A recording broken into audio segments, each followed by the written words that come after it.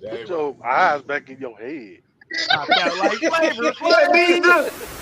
Pry their eyes open and force them to see the truth. We will skin the sheep and sacrifice the weak.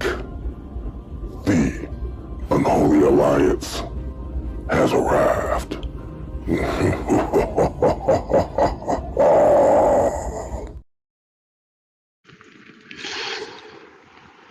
Don't judge me, only wish you knew what's happening, what's happening, what's happening. It is Monday after following with Mr. White on the Mr. White Network. The Originators come to you on Mad Mike Sports channel. I am your host, K Styles, aka Pie May, aka The Raven. And to my stage left, you know him as the Senator, aka the Soul Crusher.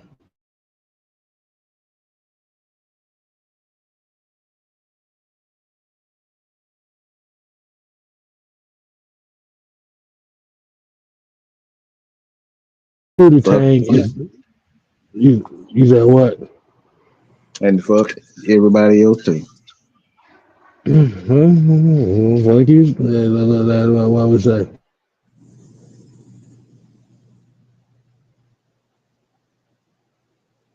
That's cool. That's cool. Welcome to the Originators. It's Monday afternoon. As you already know, man, this is the weekly program.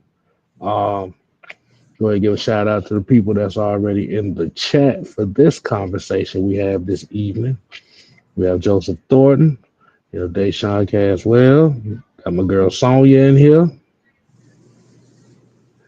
Georgia, Texas, boy. We got Miss Hattie Campbell. We got Night Whisperer. We have one of the ladies, one of the lady birds from AFN, Miss Auntie Pam is in the building. We got Michael, and we got the homie Jaden Knight is in here. Well, before we get started with this show,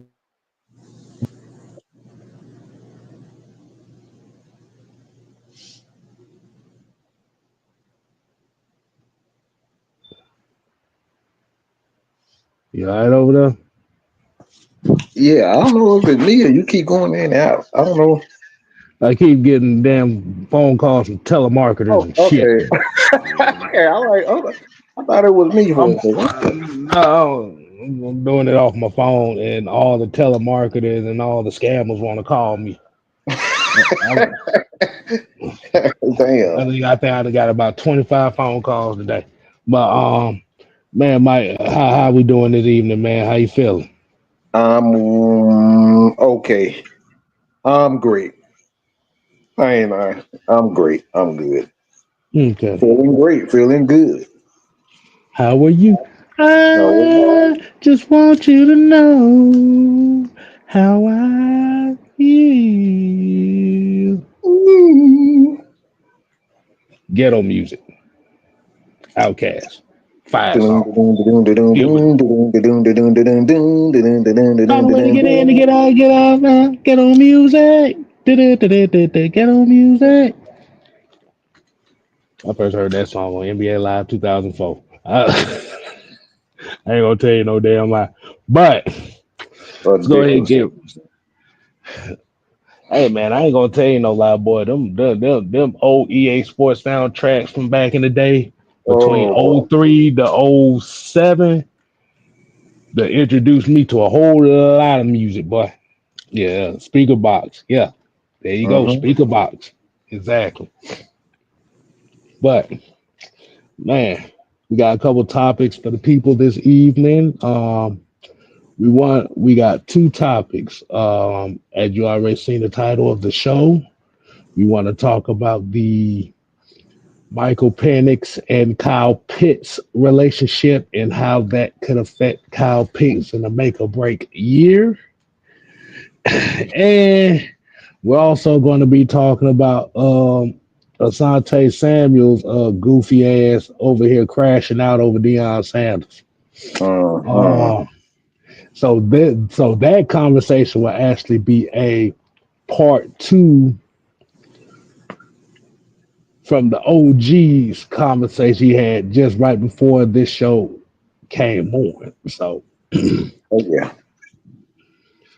Mike, how you want to kick this thing off, man? How we gonna kick this off? We gonna let the people decide how we gonna kick this off? Yeah. Yep. As usual. Okay, so we're gonna let the audience decide how we gonna kick this show off. Like you said, you want to talk about some Michael Penix, Kyle Pitts stuff, or you want to get to the ratchet, goofy stuff with Asante Samuel.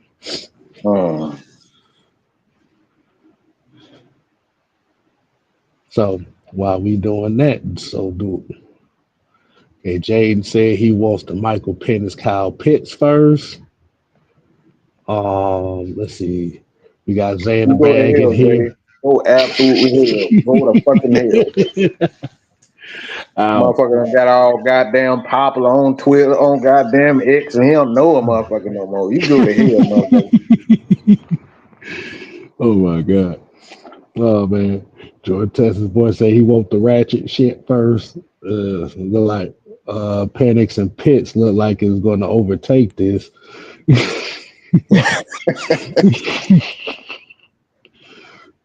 All right, so I guess we go ahead and start off with the Michael Penix. We're gonna go ahead and start off with that. This topic right here was a specialty topic that was requested by Mad Mike Sports. So Mad Mike, tell the people why do you want to speak on this particular topic? Cause I'm tired of these son bitches. I'm tired of these son bitches keep saying the same ignorant shit over and over and over again. Okay? This is what y'all ask for. Y'all ask for this nonsense. Y'all ask. When we try to be nice, y'all just keep saying the same things over like y'all goddamn Rain Man or something. The same stuff over and over again. Copies. Copies.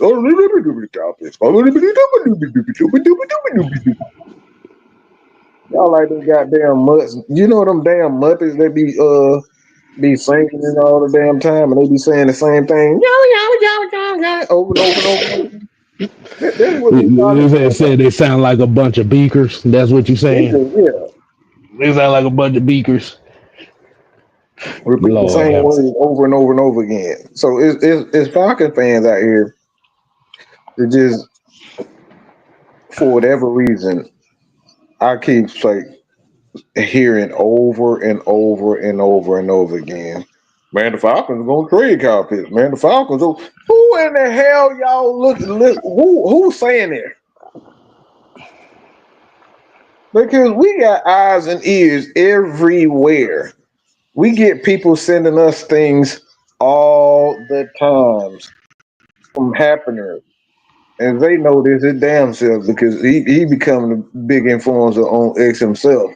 And we see this stuff all the time. All the supposed rumors of Kyle Pitts and whoever being traded, even if not Atlanta related, if they're not related to the Atlanta Falcons or not Atlanta Falcons. We see all the rumors. We get all the rumors. And no one of significance has stated that Falcons are shopping Kyle Pitts. But we keep getting these same people from these unknown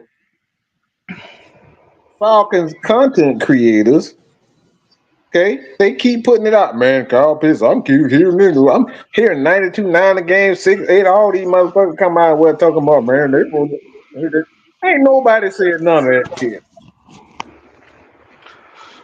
So the question I have is it to the point for Atlanta Falcons creators, journalists, are they really desperate for headlines, or is this it's to the point where they hate Kyle Pitts, so they got to keep putting his name out there to get traded just because they obsessed? Hmm. So is that a question that you're asking me? What do I Mm-hmm. think about this? Mm-hmm. Yeah. Hmm. You and the rest of the people, everybody else is it. Because I'm Hmm. not saying anyone again. I know there are certain few people, a certain group of people out there that they do have information on whether or not these rumors are true. And then I know there's some people out there that's full of shit. Okay, that he just people that be putting stuff out there just so they can get clicks. The biggest thing that comes with this conversation in itself is, and I've said this before, the problem that a lot of people have with Kyle Pitts is that Kyle Pitts is not the 13 to 1500 yard receiving tight end that everybody was hoping that he'd be. What Juan was saying at best, they wanted him to be Julio Jones. Mm,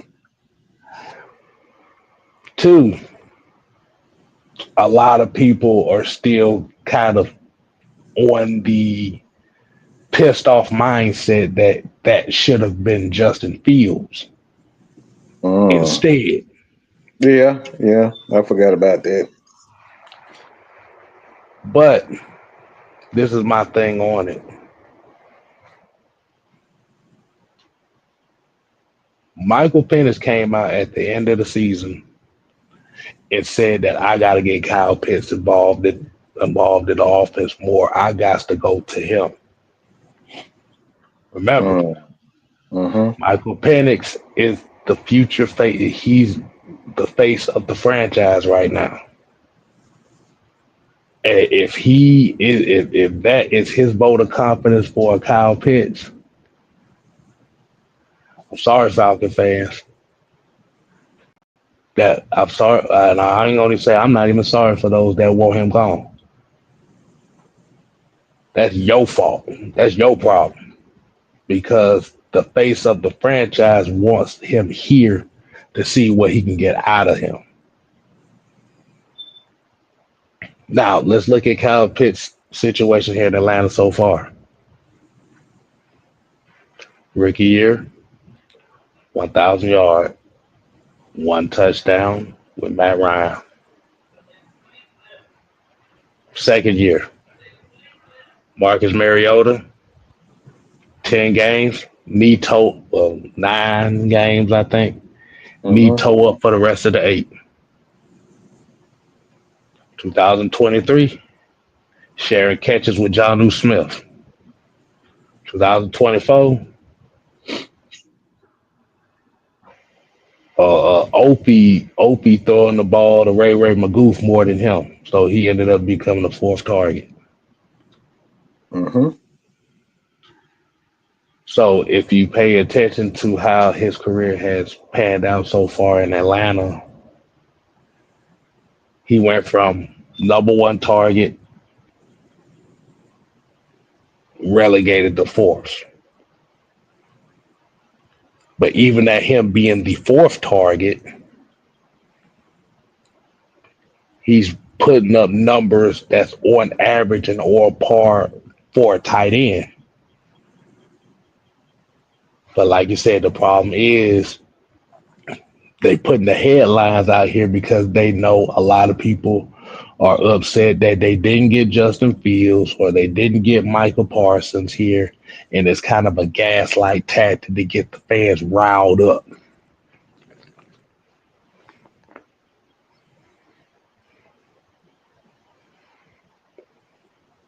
Now, the thing is, with Drake London, with a Darnell Mooney, with Bijan Robinson catching passes out the backfield,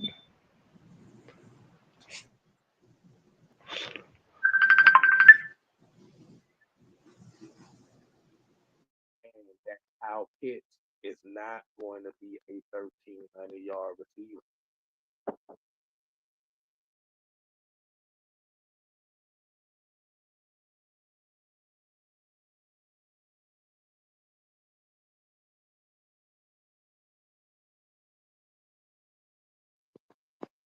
But hold on, my bad. I had to gather my thoughts up. I see I had like three thoughts at one time. Kyle Pitts would never be that Travis Kelce or that Brock Bowers who's the number one target on this offense again. Mm-hmm. They're gonna have to deal. They're gonna have to deal with it. But what he can be is what Michael Penix can bring out of him. And Michael and Junebug knows that Kyle Pitts can be essential to his success.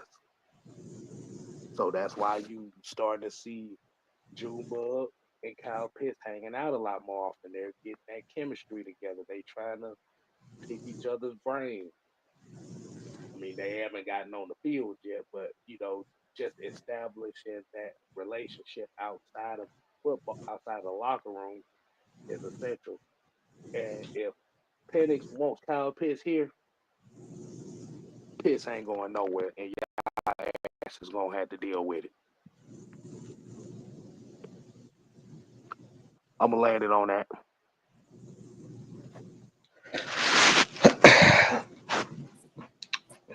What up? So What up? What up, man? What up? the thing is, since we just got somebody else just chime on, I'm gonna pass the rock to him. I'm gonna pull a Trey Young and give him a bounce back and their subject with Kyle Pitts and why Atlanta Falcons. Well, it seems like the media and the fan base are obsessed with the idea of Kyle Pitts being traded, even though we haven't had any legitimate sources say this to, kind of confirm that he is on the trading block. Is it that they think he's going to be traded? Is it that they want him to be traded? they want him to be traded. Okay, because I hadn't heard anything coming from within inside. I mean, I can kind of hear a little bit. You know what I mean? I ain't gonna say I'm all the way plugged in, but you would think at least people like us would be done heard something to the if that I ain't heard nothing. It's just only gonna come from fans. I mean, to my understanding, him and Junebug, as y'all call him, got a little chemistry going. They working on something, and they trying to work on something now.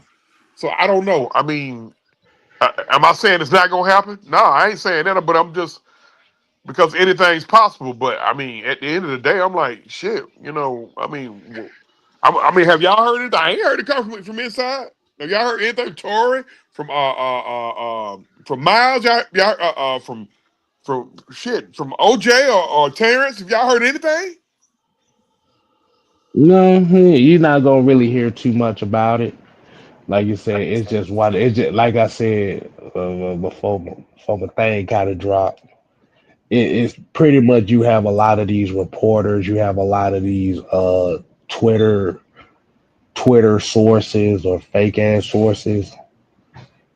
Like you said, they're upset that Kyle Pitts was chosen over the likes of Justin Fields and Michael Parsons. Okay. So Okay. they like you Okay. said, they still kind of butthurt about it. Yeah. But Yep. Uh-huh. Yep. Georgia Texas boy here said, what was Tony Gonzalez stats when he played with Julio Roddy and Michael Turner? It's right around 700-800 yards. So like I said, that's right around. And yeah, think about it. Kyle Pitts had 600. So Here's the thing about it. Kyle Pitts' numbers are actually not that bad, bro. I'm like, when I look at his numbers, I'm like, you know, when I hear motherfuckers, the way you hear motherfuckers complain, you would think his numbers are horrible. His numbers are not bad. He ain't got a whole Nah. shitload of touchdowns, but his numbers not that bad. Yeah, because you think about it. You had 1,300 and like 8 touchdowns with Drake London. You had 992 with Darnell Mooney. You had about 770 something with Ray McLeod. You had about 500 receiving yards from Bijan Robinson, and you had like 607 with Kyle Pitts. If you look at how that spread amongst the top 5 guys on the team, that's actually pretty normal. Yeah, I mean, you got over 500 yards of offense from your top 5 guys. That's pretty good. hmm That's pretty good, and that's with the shaking quarterback play. Yep. Because let's keep it what it is now. We're gonna have to move on without him, but before Captain Kirk got hurt, now he was he was playing okay, wasn't Yeah, well, Yeah, before no, sir. right around that Tampa game, he was actually on pace for a 850, 900 yard season. If I remember correctly, it was anywhere between 750 and 900 yards, and maybe like 5 or 6 touchdowns. That's what he was on pace for. he? Are you talking about Kyle? Kyle Pitts. Yeah, okay, I'm talking about Kirk Cousins though. I was talking Yeah, about no, yeah. yeah, you right, yeah, But yeah. at any rate, you know, I don't think they're gonna trade Kyle Pitts. If a Kyle Pitts trade happened, it would have to be a draft night trade. Like hmm the Falcons, they got a call at the last minute, and a team that made them an offer that just makes sense. You right. So you ain't hear no say he won't get traded, because you know people will look at us asking a question or question this, and it'll depict us as saying that he won't be traded.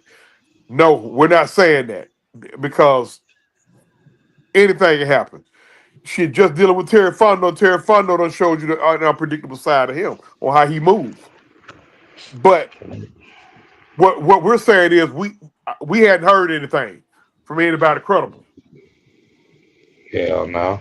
We ain't heard Yeah, anything from anybody credible. That's all we saying. You know, so um, but you know, at the end of the day, man, some folks, man, they just get their program their brain. Once folks' brain get programmed on the dumb shit, hey, if you argue with them, it'll be two dummies arguing. Yeah, I'm like this. You're not gonna make me stupid in an argument. Yeah, That logically that we you're trying to dispatch. You're trying to destroy logic you're not gonna with a. argue. You're not gonna continue to argue something that you know you dead right on. Oh no. Mhm. Oh man, you Right. talking crazy. That's what I tell. No, I tell someone, hey, bro, I might say, hey, bro, mental health is real. Like y'all motherfuckers, you Right. know. Like, but at the end of the day, we hadn't heard anything, man. We ain't heard nothing, bro. Right. We heard of nobody credible, so we ain't heard enough of nobody credible. We gonna proceed as if though Kyle Pitts is a part of this football team. Falcons fans, that's how we gonna proceed until either we hear something credible.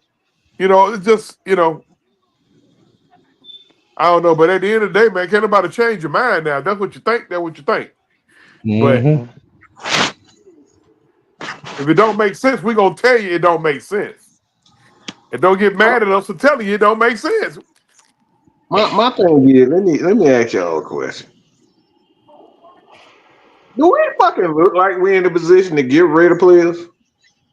Nope. We're not. What You're what not. what what our defense looking like? Are you sold on the fact that the Atlanta Falcons can be a top 20 defense? It's not I even can't just the be. D. It's not even just the D. No. I'm going somewhere with it, kid. Okay. You said do a little. Yeah, said no. So Let's stay. what We about gonna the stay coaching? within it. No. So the coaching staff in its entirety. Are we sold that this coaching staff can turn this team into a contender? We don't damn know. We don't So know. there is no certainties on this team outside of we know what Bijan, we know what Chris Lindstrom, what those guys are. Those guys are league best. Hey, we do know that for sure, for certain. So Right. when you look at this team, again, let me ask this question. Are we in the position to be giving away players? Hell Fuck no. no. Fuck Hell, no. right now, I'm strongly considering we need to bump that 15 back, bro. Yeah, I know. I know. Look here. Let me first of all, before y'all start going ape shit, get what? I'm a dog fan too. I'm a dog fan too, and I would love to get one either Walker or Starks at number 15. Dog fans, but hey, in the grand listen, the grand scheme of things, bro, we need picks, we need bodies. We gotta have 90 camp bodies. Y'all hear me?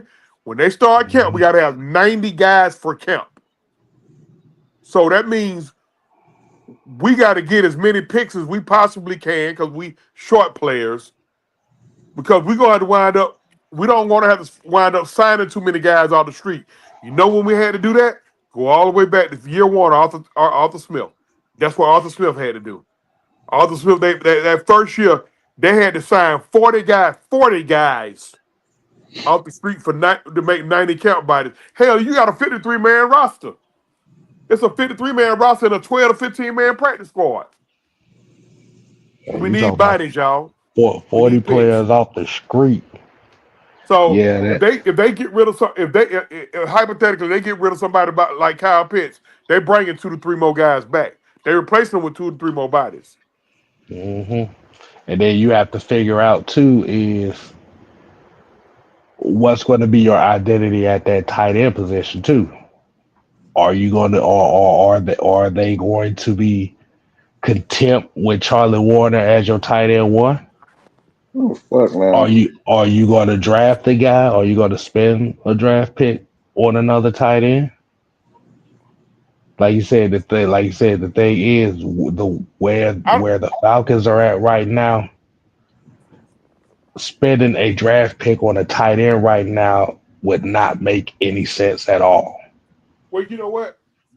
Now that we brought back Franks, he could be an emergency, an emergency situation because he's got a history of at least lining up at tight end.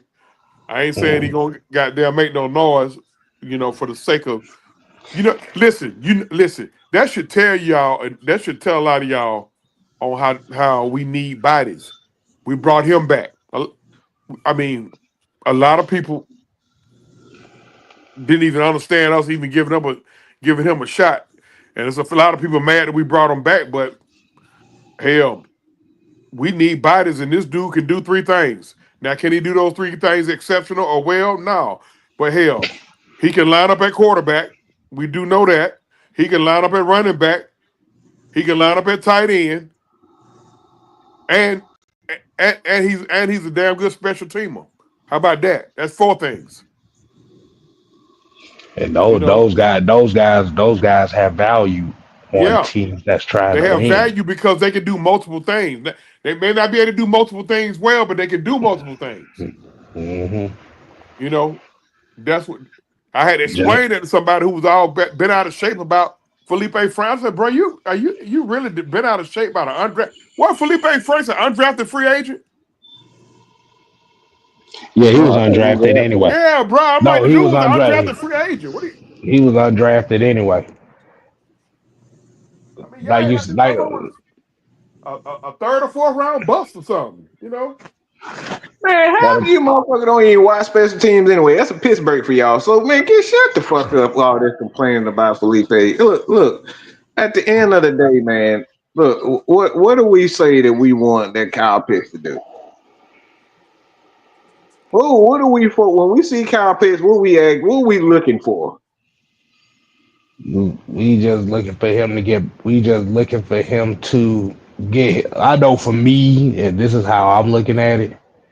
Just need him to get his confidence back. Hold on. That's deep. We making this simple. When we Oh, look at simple, Kyle simple. Pitts, Catch the goddamn ball. that's the goddamn ball. That's it. We ain't asking this nigga to pass. We ain't asking this nigga to goddamn pass to himself and run in the rounds. Nigga, catch the goddamn ball. Catch the ball. Right? That's Don't it. don't don't get hit in your knee again. That's And it. don't try to do too damn much. And that's it, K Sal. We gonna keep it. We gonna keep it Keep simple, it stupid. simple. Okay. Okay. Keep it simple, stupid. Okay. Yeah. Ain't no motherfucker asking him to goddamn block goddamn TJ Watt and all that crazy ass shit. Look, we want that motherfucker to catch the ball and run. Okay. We ain't asking Felipe to goddamn run in the rounds and run double moves and goddamn play quarterback, throw the ball to have a goddamn. Y'all people ask for way too much when football is simple. Real fucking simple, man. Hold on, truth. When it come down to Kyle Pitts, if we just want him to catch the damn ball, we can't have him out here blocking. So that's why we sign motherfuckers like Felipe Franks, who's very good at blocking, using his big ass frame to block. So if we want Kyle Pitts to catch the damn ball, how the hell he gonna catch the ball if he wasn't not blocking? You stupid motherfuckers, huh? And I also, and to say he's a waste of roster space. That's one of them instances where I'd be like, do you actually put some thought into it before you said that? That shit was dumb. That's dumb as fuck. Did you put some thought into that when you said that?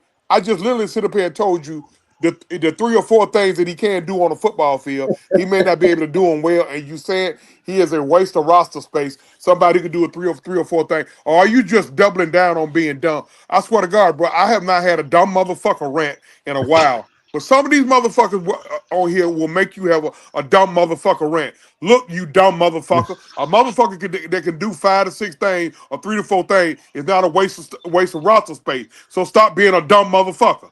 God damn. Bro, I need to smoke. Bro, I need to smoke. I have to smoke with these motherfuckers. These motherfuckers here, bro. Hold Okay, on. all right. I mean, Excuse me, y'all. It's dumb shit, boy. we're When you see dumb we're shit, sitting that here shit get having me this mad, bro. conversation here, and we talking about Felipe Franks, and we got somebody saying that he's a waste of a roster. Hold on, I didn't know a special teams guy who costs less than $1 million is a waste of a roster space. That's why I be like, do a motherfucker either think before they type. Like, listen, bro. Don't press send, bro. Don't press send, bro. If you just don't press send. I That's mean, just I mean, stupid. I'm just sitting here. I'm like, the whole Yeah, purpose of damn. him, the whole purpose is camp body, special teams. You acting like they paid this nigga $15-20 million to come here just to do that. What are we talking about here? I'm like, He's a you better know what? he's a better special teams player at that position than Charlie Warner and Ross Dwelly. And here's the thing, bro. That's your gadget guy. I think Mike just touched on it. Remember last year? Last year we ran them bum ass goddamn jet but sweeps. That's your but jet sweep guy. Hey, guess what?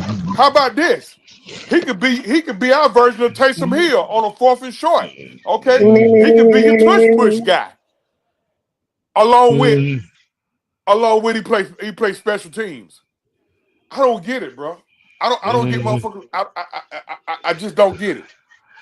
It just goes back to what I keep saying. The problem is people are big name. They big name watching. I ain't heard about him. Franks. I ain't heard about him, so he ain't shit. I know it. Yeah. I ain't never heard of him, so he ain't shit. Cause I look at Felipe Franks. Felipe Franks. If I use this as a basketball term, I think you'll feel me on this as Hawks fans.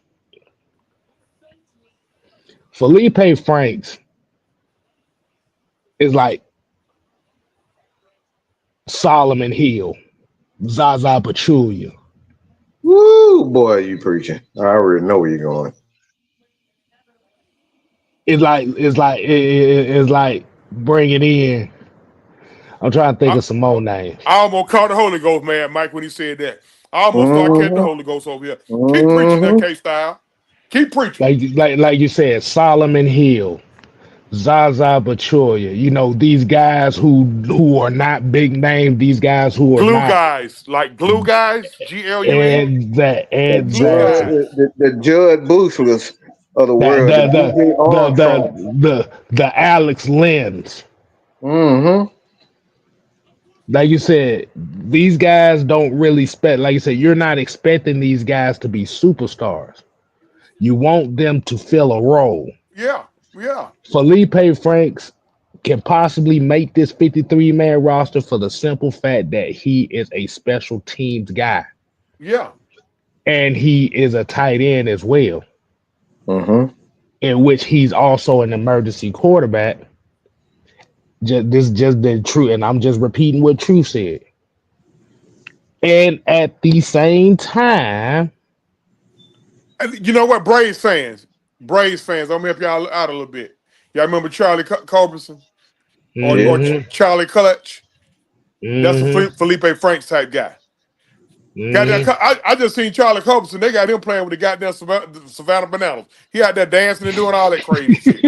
But I just ain't bullshit. I just seen. No, he's real. He did that For real, real. bro. nah, I I just see seen that that. shit yesterday. I was I like, see bro, they that got Charlie shit. Cobb. But that's the type of that's what Felipe Franks is, bro. Again, man, we need 90 count biters, bro. 90. That mean, look. Hold, We got to get some hold on, motherfuckers who can play a hold, teaspoon of football. What you hold don't on, want hold to on, do, hold on, Truth. I got a name for you. I got a Hawks name for you. You gonna like this one. Pero and Teach. yeah, Perro hit a Oh three. boy, yeah. Perro hit a three, and he'll elbow some bitch in the back of the head too. Pero and I love Teach. Perro when he was here. See, y'all didn't think we knew that name, did y'all? Listen, Mm-hmm. Perro that year that the Hawks lost to the Cavs in the Eastern Conference Final, Perro Antich, and what's the boy name? Tabo Salvalosha. Remember they got to fight with the Separation. police Yep. up in New York and they broke Cephalosha leg? He was with Perro. Perro got him up to that shit. Mm-hmm. Hey man, look, Kyle Pitts is not gonna get traded, y'all. You see how I shift back to the subject. Kyle Pitts ain't gonna get traded. We we ain't heard it from nobody. That made no goddamn sense. So he ain't gonna get traded. Now, when I say he ain't gonna get traded, don't quote me on it. Oh, because OG Truth said he wasn't gonna get traded. So damn OG Truth to hell. God damn. I always say this. Picture me rolling in my 500 bins. Ain't got no love for these niggas. Ain't no need to be friend. Nah, I'm just playing. But Mm. picture this. Picture this. Picture the Falcons running the ball 3 consecutive times with you have on one side, you have Tyler Algier, the right side. On the left side, you got Felipe Franks. In the middle, obviously, is the quarterback. And behind him, you got a guy like Bijan Robinson. Now, you're looking at a defense. Naturally, you'll be focused on Bijan Robinson. You'll be focused on Tyler Algier. What if you got to play where you got all three of those guys in the backfield, all four of those guys in the backfield at the same time? Yeah. And then but you got And the quarterback is a Michael. weapon too. Hold on. The quarterback. You got the quarterback. He's a legitimate threat with his legs. So what you have right there, you got 4 guys, you got 3 guys in the backfield who they a legitimate threat to run. Okay, so they're gonna bring everybody to the line. Everybody gonna follow those guys. They're gonna have And to. if you got a guy like Felipe Franks, that's by himself. He's in the backfield. Now, you still He's a got threat. a He's a threat receiver. to possibly throw it too. Hold on. Oh, my bad. He's still legit. He's still a legitimate threat. All those guys are legitimate threats. Nobody's focusing on him. He tosses the ball to Bijan Robinson. Bijan Robinson throws the ball back to Felipe Franks. Felipe, not only can he catch, now he becomes a legitimate threat as a passer. You hit somebody going down the seam. And he can hit somebody going down the seam. Why? Because he's the quarterback himself. That adds another dynamic to this Falcons team. You gotta pay attention to a guy like Felipe Frank now because he has that. He's that what the Troop was talking about. He's now our Taysom Hill. You see what I'm saying? At 6'7", So, 235. He's 6'7". He got a nice body on him. Mm-hmm. And he ain't got. And I picked up on something about he ain't got no hole in him either, bro. Mm-hmm. Oh, He ain't got well, no soft in him. See, but like you said, well, and that's why I threw in the Zaza Pachulia, Solomon Hill comparison because, like you said, them two didn't have no hole in them neither. And the thing about it Mm-hmm. is, when you have a team like this, this is why I said role players are very important. Yeah. You got to have guys on your team that's with the shit. Yeah. You got to. You know Floyd with it. You know Floyd. We already know Floyd with it. Any mother lift that black, he smoked, so he with it. That's how been lift. That's how been lift black here. I'm telling you, but all jokes aside though, you know Floyd with it. That's why I got now, Falcon fan. That's why I got a strong feeling that whoever that 15 pick is gonna be the guy who Floyd gonna mentor. So it could be the Georgia guy. But don't quote me now. Don't quote me on that. Well, truth you said it was going to be the Georgia guy. No, fuck that. But you gotta have those tight folks, man. Hey, listen. Go back to the if you can let your feelings go about 28-3, because we all feel the same way. All of us need mental health on that. All of us got PTSD. But go back to the 2016 team. Look at all those vets we had on that team. First of all, Alex Mack. Alex Mack was the biggest free agent signing that we had, I'm going to say, in the last. Look. That Alex Mack free agent signing, I put that up there with Tony Gonzalez and Michael Turner. What y'all say? I say it was a bigger signing than Michael Turner because when Michael Turner signed with the Falcons, that was a gamble in itself. Well, we took a good one just though. Paid off. Like you said, it was a gamble that paid off. But like you said, you had spurts of Michael Turner. Yeah, you knew what he could possibly be. Michael, I'll put you like this. I'm glad you said it. Michael Turner, y'all, was tied out. Michael Turner to LaDainian Tomlinson was Tyler Algier to Bijan right now. Like if we let Tyler go, Tyler could be like another Michael Turner.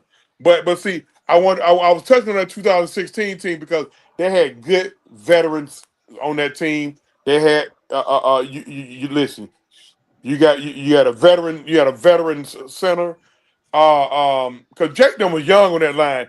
You had another veteran on the offensive line. I forget his name. Chester. It was Chris Chester. It was Chester. Okay, those guys played in every game. They did not miss a start. That's another reason why they played. They didn't miss a start. That's another reason why they played Alex Mack on a broken leg. But see, they had Dwight Freeney. Wasn't Dwight Freeney out there? It was Dwight Freeney. It was Brooks Reed. Yeah. Upshaw. Dwight Freeney. It was Adrian Claiborne. Now Claiborne won on the Super Bowl team. Yeah, he came afterwards. No, It's no, he was Tyson on. He Jackson. got hurt. He got hurt that Okay, year. he got hurt. Tyson Jackson. He was another one of those. I know he had Tyson been there the Jackson. year before. Because here's the thing: on that Super Bowl team, our starters were young. Got to think about it on both sides of the ball. A lot of people don't know how young that Falcons team was. Like, hell, I mean, Freeman was fairly young. We know Matt was in year 8 or 9, but Freeman was fairly young. Julio was, I mean, shit. Julio was He like was in year the front. He was in five. the front. Yeah, He he was was in year kind Year six or of. five. seven. Mhm. Yeah, Coleman was young, and then you had Matthews young on the line, and then on the Then defense. you Look at the had defense. yeah, The don't defense. forget Austin Hooper. Austin Hooper was young Austin too. Hooper, yeah, that was Austin Hooper rookie year.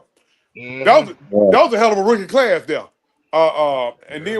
then on the defense we had, well, we were young on the defense. Like we started 4 rookies Deion, that year, didn't we? On the defense, Deion Jones, Devondre Campbell, Neil, Keanu No, Neal. no. Was it? No, no, no, no, no, no, no, it was no. Who Keanu was Not Neal. that? It Keanu was Neal. Neil, Yeah, Keanu Neal Was Neil started. Yeah, Campbell, it was and Deion Campbell, Jones. it? Was Deion great, Jones. and that was great. That was great his second year. Was he a rookie?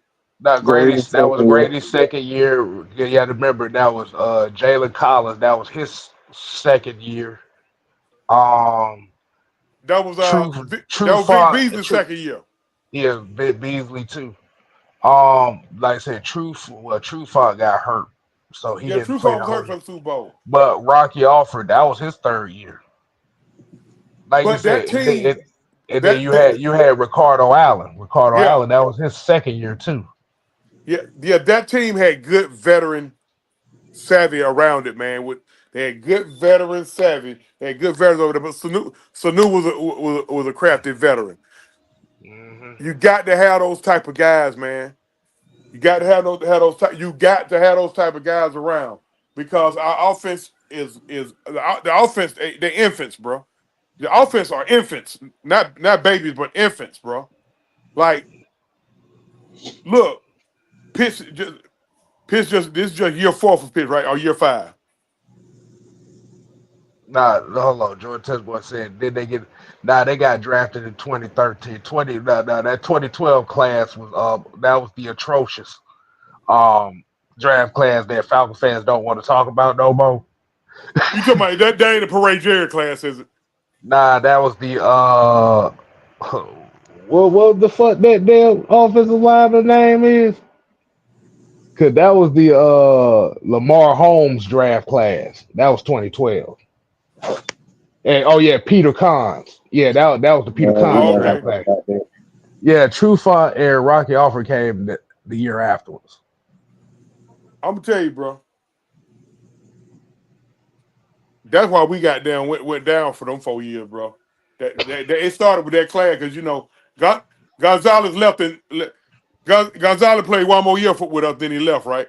Yeah, I think 13 was his last year. That man was hurt, bro. You see the hurt on that man's face when we didn't make it to the Super Bowl. Hmm. They showed him in his locker. Cause a lot of these old casual fans don't remember Kansas City Chiefs used to suck for a minute, bro. They sucked a lot of years. Or they were just mediocre. And Gonzalez didn't get no damn shots at the playoffs. Good team, but they could never get over the hump, and that's Yeah, why they I ain't gonna say they got. sucked. My bad. You're right. They were a Yeah, cause decent team. They just could never get over the hump. cause the thing about that Kansas City team in that early 2000s, the mid 2000s, you had a lot of all pros on that offense. The defense wasn't worth a Will damn. Shields. Whoo, boy. But like I said, Will Shields, Willie Rofe, Tony Richardson, Priest Holmes, Tony Gonzalez, Trent Green, Yeah. Larry Johnson. But the thing about it was the defense wasn't that good. So they was a straight up strictly offensive team. But Uh-huh. they could never get they could never get past their first playoff game. Uh-huh. But guess who they had to go through? They either had to go through the Patriots, Colts, Ravens. Ravens.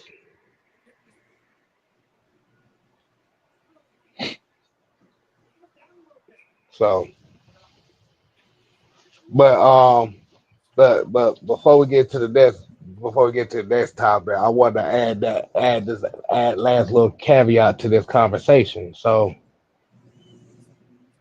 how important do you feel like this year is for Junebug? How important do you think? Because, like you said, by him kind of making a bold, I ain't gonna say a bold statement, but for him to establish the fact that I want to keep Kyle Pitts and I want to get him involved more, even though a lot of the Falcon fans want him gone. What does that say to you about Penix, in your opinion, that he's willing to try to salvage something from a guy that Falcon fans want gone? First of all, with me, it shows a level of maturity. Um, he's showing his maturity already because a younger quarterback, when it did what he did, a younger quarterback wouldn't have went and reached out to somebody like that. He'd have been sitting around here waiting on somebody to massage his balls. Y'all already know how. Y'all already know how these younger quarterbacks acting now. Look at how Miss Thane Jr. in Chicago acting, and Mm-hmm. um I ain't gonna say but just look at the diva. Hell, these new age quarterbacks, they got that diva in them. You know, he ain't got that diva in him. Like he already look like he's ready to command the offense. Um, what's key for him this year besides health? Hey, look, hey, we one play away from y'all seeing Captain Kirk again, unless we trade him, of course. But we one play away. Just keep that in mind. uh, take care of the football, man. That's hey, with the talent that he has surrounded him with. Take care of the football. He take care of the football, and we get a teaspoon of defense. We can win the Super Bowl. That's a bold statement from OG Truth. I'm gonna say it again. We take care of football, the football, and play a teaspoon of defense. Meaning we're gonna get to the quarterback a little bit more and get him on the ground. We're gonna win the turnover battle a little bit more, and we're gonna get off the field on third down a little bit more. We can win the Super Bowl because we got to listen. We got a top rated offense. When that football being taken care of, that means we able to move it more often than that. You got the best right guard in football on that offense. You got the third best running back in football on that offense.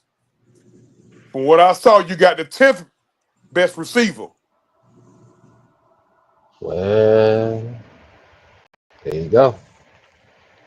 And you still got a tight end looking to find his way. Listen, you got a backup. You got a backup running back that can start on 28 other teams,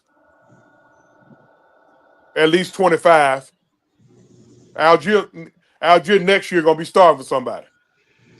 Al, Not he, he'll be starting somebody in 26. Algier had 700 rushing yards and 3 touchdowns Yeah, Algier for a gonna be starting backup. somebody in 26. For We ain't gonna be able for to a pay him, backup y'all. running back to have 700 yards and 3 touchdowns in a Yeah. passing offense Yeah. is Mm-hmm. that Yeah. says a lot more. Mm-hmm. Um, you got a guy improving online in Matthew Bergeron. Mhm. I'm concerned about being long in the tooth over there at that left tackle. I'm concerned about that Jay getting long in the tooth. Um, I'm concerned about the center spot and McGarry is McGarry. But I think we take care of the football and play a teaspoon defense. We're gonna win the Super. We could be a Super Bowl contender. Hey, but we got to keep him comfortable. We got to keep him clean. O line, we got to keep him comfortable. We got to keep him clean. OC play caller, get the ball out of his hands, man. Don't put too much pressure on him. Don't Mhm. put don't make him have to play hero ball. I think that was a mistake. Our coaches made. I think that was a mistake Arthur Smith made with Ritter and Mariota. He put them in situations too much that they had to play hero ball. Don't put them in a situation that play hero ball. There you go. Say that again. Say that again for the people in the back. Truth. I said, don't put him in a situation to have to play hero ball. That means back to the kiss. Keep it simple, stupid. Like, hey, K Styles and Mike can tell you, boy, hey, they had to calm me down, y'all. Hey, during games. See, y'all don't know we nut up during games too, boy. Oh, Hey, y'all catch the absolute worst in us during boy, games. let me tell you something. Hey, they're getting cute shit. Mike, listen. Every time I get a raise ahead by getting cute, me and Mike get to arguing like a motherfucker. What do you mean getting cute? Listen, keep that shit simple, bro. Fuck with me getting cute shit for. Look, man, I feel better about this offense than I do. Shit. I ain't feeling good about the 2016 offense. I ain't gonna lie to you. I knew what we had, but I ain't feeling good about them. You Because you know, had like you said, you had a lot of unknown parts. You try to figure out can Matt Ryan and Kyle Shanahan get along. You try to figure out is your running backs worth a damn. You don't know how well your offensive line was gonna play. You like you said, you still had questions on defense. Um, like you said, Muhammad Sanu was a gamble too because like you said, the average person who watched Sanu in Cincinnati knew him as just a straight up gadget guy. So you didn't know. I mm-hmm. think this year, shout out to Fred Bus for the $2 super chat when he said, finally somebody said it besides me. But yeah, 2016 was one of those things where it took everybody off guard because you had a lot of unknown entities within that offense. What Truth is saying is coming into 2025, you actually see and you actually know what this offense is and what it can be. So that surprise will not be there if we see this offense take it to the next level. And as crazy as it said, even with Kirk Cousins at the quarterback position, this offense was actually pretty good outside of him turning the fucking ball over, which is why True said as long as he doesn't turn the ball over, our offense is gonna be straight. I don't expect them There, to play turnover free football. there's an element of this team that we didn't have in 16, and that's at the quarterback position. Matt Ryan wasn't physically gifted in no way, shape, or form. Oh no, Nothing sir. about nothing about Matt Ryan's arm and his abilities athletically was gifted. Nothing. Nothing. Mm-hmm. Not No. a damn thing. And that's why a lot of people had an issue with him. Hold on. I'm going there. I'm going there. I'm going there. I'm going there. Truth. But this is the reason why I think now is that this is potentially one of the greatest teams in the Atlanta Falcons history, and I'm talking about greater than Julio, Roddy, and TG. It's equal to that. Why? Because the guy that we seeing on this screen right now, fuck Millie Mills. I'm talking about the guy with the white shirt on.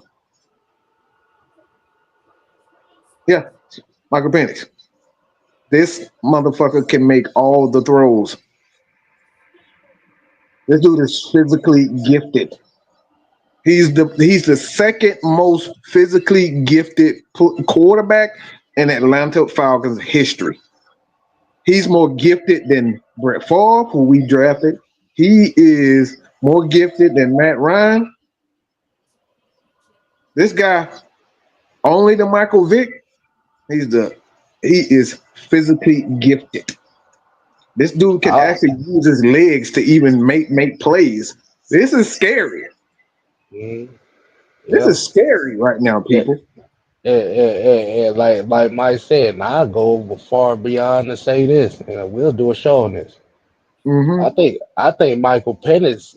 I think Michael Penix is far along ahead in year two than what Michael Vick ever was. Mm-hmm. Yeah. Yeah. I'm fucking with you, Mill. You know that, bro. Yeah, I think as of right now, as far as a passer, Mm-hmm. Michael Penix has he has already surpassed Mike Vick at this stage of his career right now Mm-hmm. Yeah.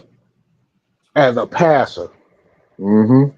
Let me say that again for the butt hurt motherfuckers You know that's what? gonna be coming Let in me here. tell you something. 'Cause listen. I got quiet when you said something. Ooh, ooh. So goddamn K-Star he about to dive off into that But goddamn but but elevator but but pit. but but but like I said, even as a passer, Bob, if you just talk about just the overall package, Michael Penix is further along at that Damn right. position than Yeah. what Mike Vick. And I stand on that right now going into year two. Yeah. Yeah, he is. I Like I mean, said, Michael Vick is the most physically gifted player at that quarterback position there's ever been. I just want to ask a question. Was year two? Did year two with Vic? Would that to beat the Brett Favre in Green Bay? Oh, That he make Mm-hmm. surpassed no Yeah. the thing because the reason why I said he surpassed him is because just look like you said when you look at the type of if you look at the throws and you look at um the three yeah, levels yeah, of yeah. throws that he made, I hear what you're saying. I hear what you're saying. yeah, Cause look, hey, y'all don't get it fucked up now. I got a little Vic fan in me too now. I got a little Vic fan in me I too do now. too. I look, Yeah, and yeah, I got that's a little why I'm Vic fan in and me. I that know we're and not arguing about Vic and Matt Ryan, but I got a little Vic fan in me too now. but that's why I'm saying it because like I said I'm just like everybody else. I was Mike Vick fan too, but the difference with me is I understood what his limitations was. I understood that Mike Vick, like I said, Mike Vick was not there as a quarterback in Atlanta. I Mm-hmm. understood that his short passing game was absolutely garbage. I understood that if he wasn't throwing it to Ward Dunn or Algie Crumpler short, he ain't hitting nobody short. I understood that. But like you said, if you look at side by side, if you look at the multitude of throws, short, medium, and deep, Michael Penix has already surpassed Mike Vick. And like you said, that could be a hot take. Yeah, K Style said it. Deal with it.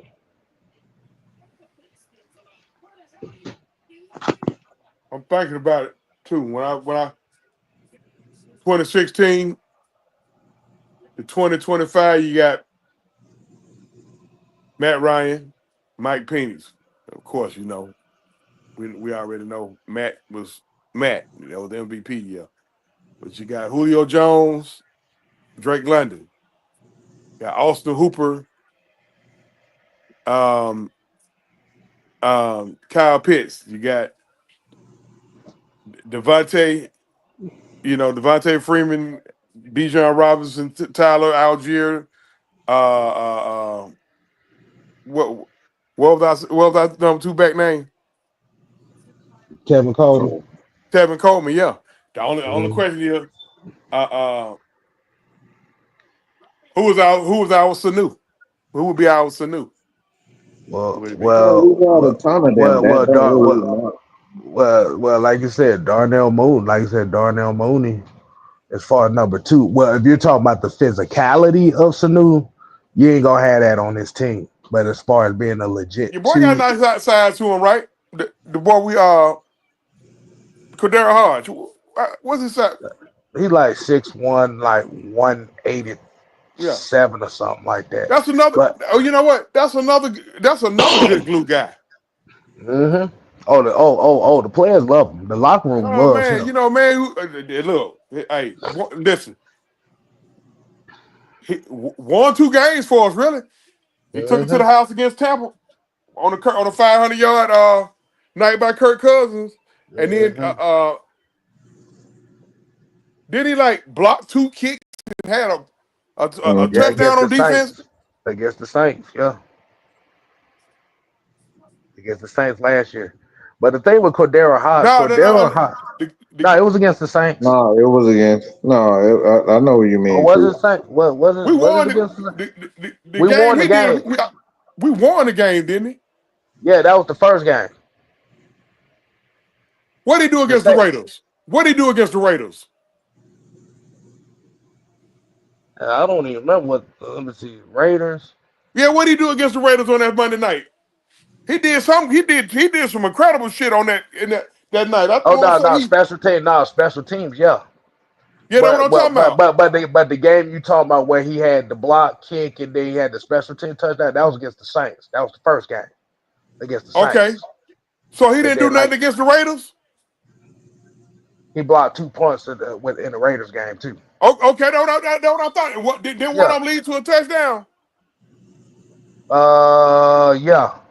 But that's why I'm saying he did the same thing in the Saints game Oh, too. okay, That's what yeah, I'm saying. yeah. He did the same thing. But that's why I'm saying Cordero Hodge is one of those guys who, like you said, once again, one of those glue guys. If you need a play, a lot of times the biggest plays that you've seen the Falcons needed, this even just go back to Marcus Mariota. It was Cordero Hodge making those big plays. The quote unquote Felipe Franks of special teams. Mm-hmm. So the Falcons made a concerted effort to address special teams this offseason, which we really never seen them do before. So this is why a lot of the fans are kind of pissed off about how they address free agency this year because they made special teams a focus. Get you some gunners, get you some guys that are versatile enough to where they can contribute to something offensively and or defensively.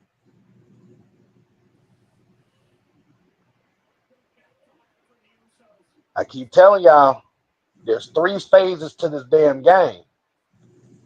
And y'all gonna and like you said, and when you realize when Young Way Cool broke hip ass went down and you caught O'Reilly Patterson sighting last year, oh yeah, y'all found out special teams is important too.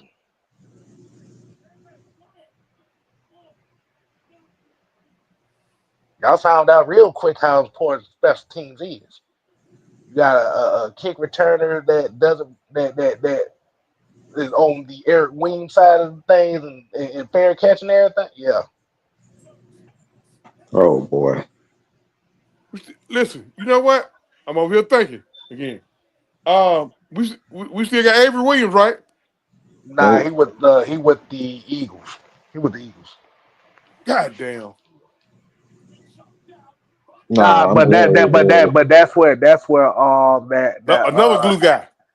but that's where that Askew guy we just signed. He's one of those kind of locker room guys, special teams guys too. A primary kick returner. The Jamal Askew we got from the damn Jaguars. He's pretty much Mhm. kind of like that. He's pretty much on that same bill. But Agnew actually he actually is known for big plays on special teams, and he gives you big plays on offense too. So losing Avery Williams, we actually got more in return with Jamal Agnew.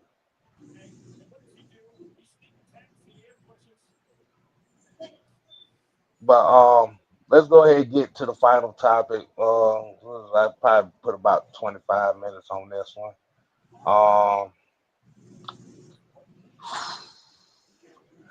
This is gonna be a Uh-oh. part 2 on the Asante Samuel versus Deion Sanders thing. Lord have mercy. I see this thing been catching a lot of. Mucho say it's Troy a gadget guy. He can be if they use him like that. Troy Yeah, Anderson. hell, Hell, Troy Anderson's still learning how to play linebacker. Goddamn! First of all, let's keep him healthy. Well, let's not put too much on him, Mucho. We got to keep this son bitch Exactly. healthy. Exactly. Let's not put too much on him. Let's I keep need his ass one. healthy right now. I need 1 year. I just need one good healthy year from him. That That'll be good. motherfucker for around Taz goddamn hamstring trying to goddamn play running back. No, fuck all that. No. Yeah, exactly. Yeah. But this Asante Samuel versus Deion Sanders thing that's been going viral here Oh recently, boy.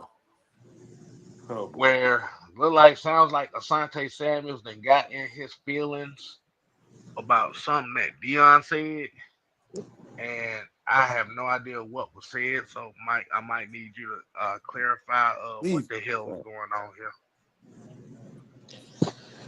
So basically, Dion was asked a question about the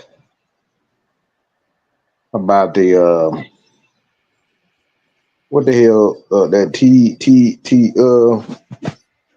The T step. T step. So he was asked a question about that, and I think this was some years ago. I don't even think there was something recent at Dion. I could be wrong, but I don't think it was even recent. And Dion pretty much said that anybody who does the T step fucking stupid. So I think it wasn't necessarily recent, but it could have been.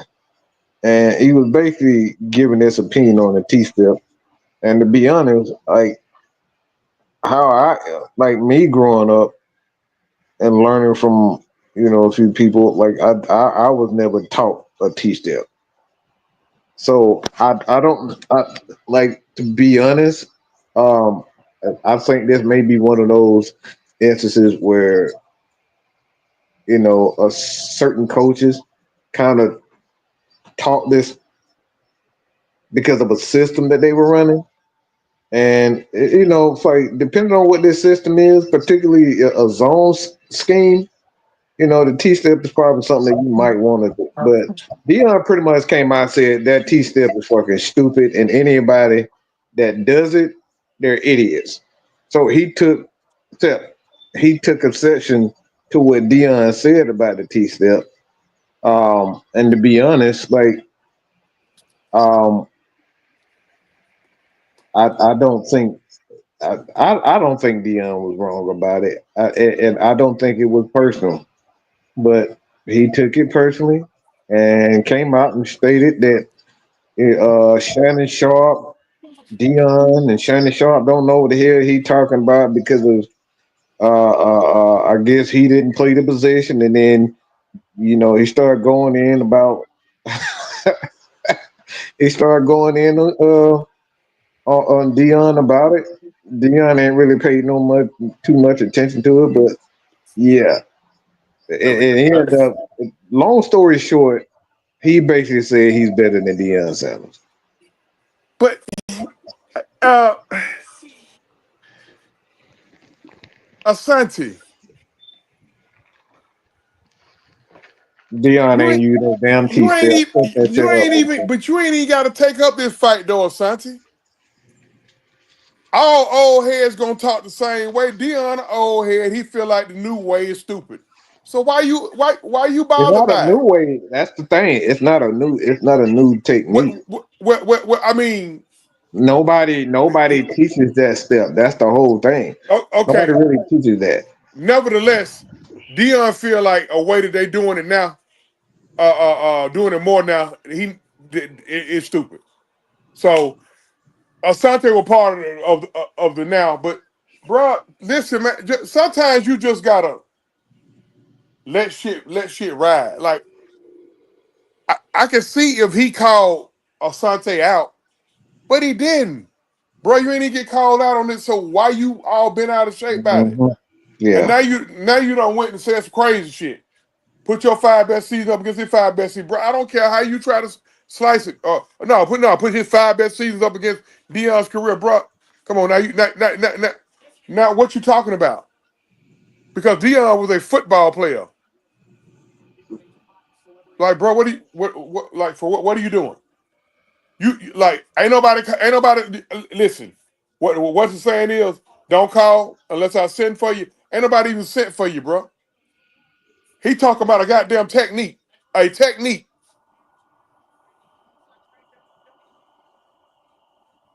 And you been out of shape by that. I don't get it. I don't get it. I can see if Deion took a jab or a sideways jab at. We know Deion got a slick mouth on him now. You know, Oh his mouth fly now. His mouth got wings. That's why his son talked the way he talked. But it wasn't even no direct or indirect shot at bro. I don't get it. Mm-hmm.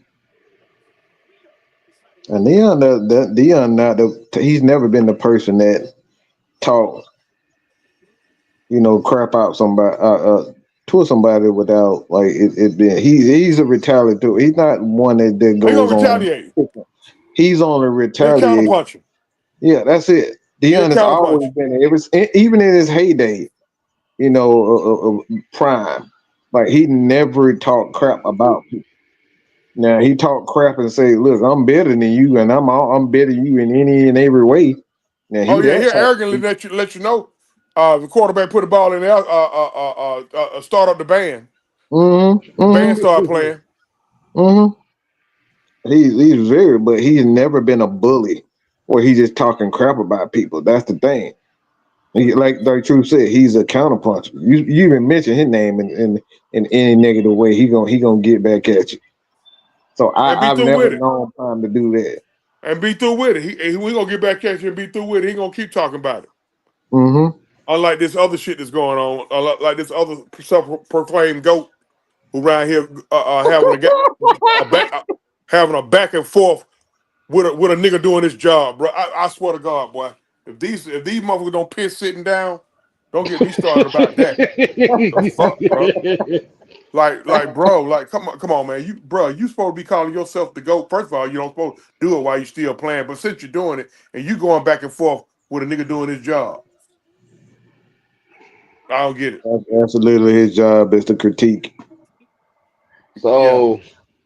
So hold on. So basically, what you're telling me, let me make sure y'all can still hear me well, right? Mm-hmm. Yeah. So basically, what you're telling me is the T step, which is a keep it simple, stupid way of saying is jumping routes, Yeah. got this nigga offended. Mm-hmm. It's you basically teach you how to sit down in the zone, man. Yeah. That's basically. So basically, what he's saying is the T step is basically you watching the quarterback and breaking off just it. Yes. Almost every play. And we're sitting here beefing with Deion Sanders because of you jumping routes, and he said that shit is, you know what? I'm gonna tell you what this shit is really about. It ain't about no damn T step as much as he want to say this shit is about a T step technique in football. About his This ego. shit ain't about no goddamn T step. The You fact know is, what? Asante Samuel is looking at his numbers and feeling like he's a Hall of Famer, but it's the fact that nobody gives a fuck. Mm. Or he could be looking for a job and Dion turned him down. Could be. Or somebody turned him down. We get these players that come out of nowhere. They think they got something to offer, and nobody really see them in that light. So they end up doing the Right. Kanye, Man, that doing the nigga, Right. Kanye, bro, looking for Look, attention. look, bro, go sit look, your ass down somewhere, bro. look. Like I Again, he didn't said, even get summoned on that. He like I don't let said, go ahead, Johnson. nah, nah. What it is, he don't let some nigga get in his ear about that shit. Mm-hmm. That's what it That's what sounds it's like. Man, what that it nigga sounds like. Prime hating, bro. He ain't hating. Like, bro, Is that look, man. Miss asked, did Asante create that technique or something? No, No, that technique been around since the 70s. That's an old That's a football technique technique. that they tell you in how to pick. So basically, what the T step is it's just when you're playing zone.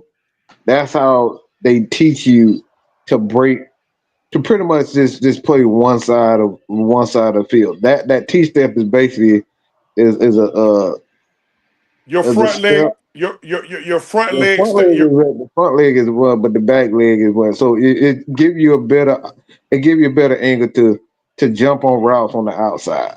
the front leg. You keep your front leg pretty much planted. The back leg is goddamn either way. That's why it's called It's the T always step. back. It's basically you keeping your hips open. Yeah. You keeping your hips open so you can get to the sideline quicker. So that's what the T step is. So But the base problem so go my bad, my bad. I said it the wrong way. the Well, go problem ahead. the problem yeah you said it the right way. I'm Yeah. just trying to picture Yeah. it. I'm trying to give people a visual of what the Okay. T step is.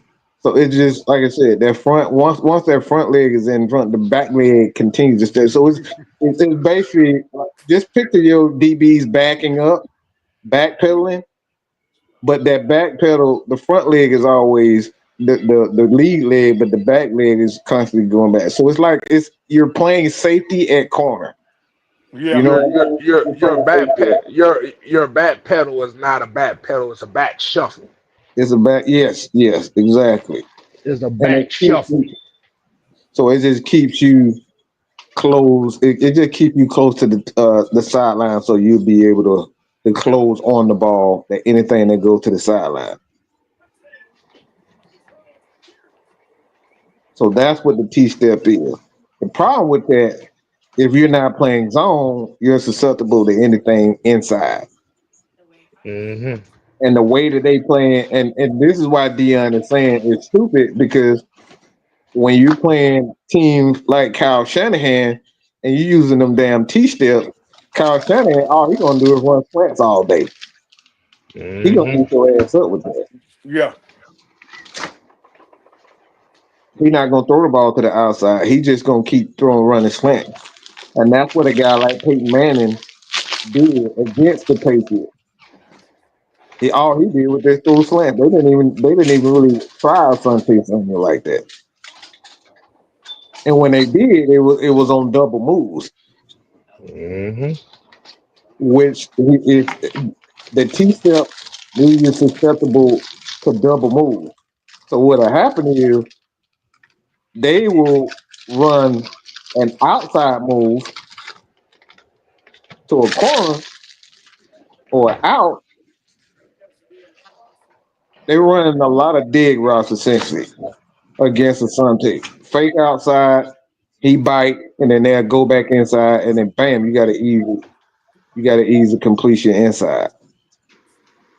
And most teams don't have linebackers that can cover. So a guy like Asante Samuel becomes an easy target. Yeah.